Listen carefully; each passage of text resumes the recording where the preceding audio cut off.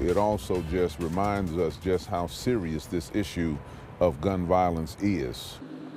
Tonight, a North City neighborhood is searching for answers after a woman and child are found critically injured in a home set on fire.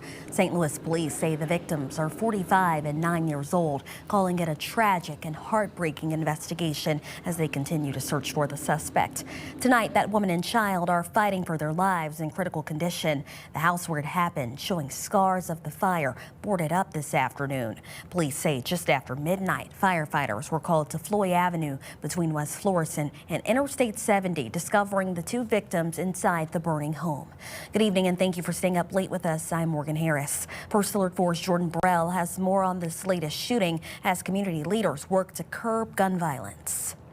We ask that St. Louisans come together and pray for them right now. They need as many prayers as they can get as they are hanging on. St. Louis City Police say they're investigating a violent incident inside a Walnut Park West home early Sunday morning. That incident ending with gunfire and flames and a 45-year-old woman and a 9-year-old girl fighting for their lives Sunday night. Just an absolute unspeakable tragedy and an unspeakable event that occurred. St. Louis Fire Department crews were the first to arrive, responding to the house fire. Once inside, they discovered both victims suffering from gunshot wounds. Currently, both are in critical and unstable condition. It also just reminds us just how serious this issue of gun violence. James Clark of the Urban League of St. Louis says when he heard the news, he immediately thought of the families involved, but also gun violence. He says city leaders and police are doing what they can, but stopping violence also requires action before conflicts reach this point. We have got to begin to encourage individuals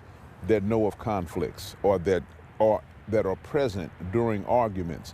Let's just start de-escalating those. Clark says de-escalation starts with people speaking up, seeking help, and using community resources like the Urban League's de-escalation unit when tensions rise, reminding neighbors that violence often escalates long before police are ever called. St. Louis really showed its compassionate side during COVID, then most recently during the tornado.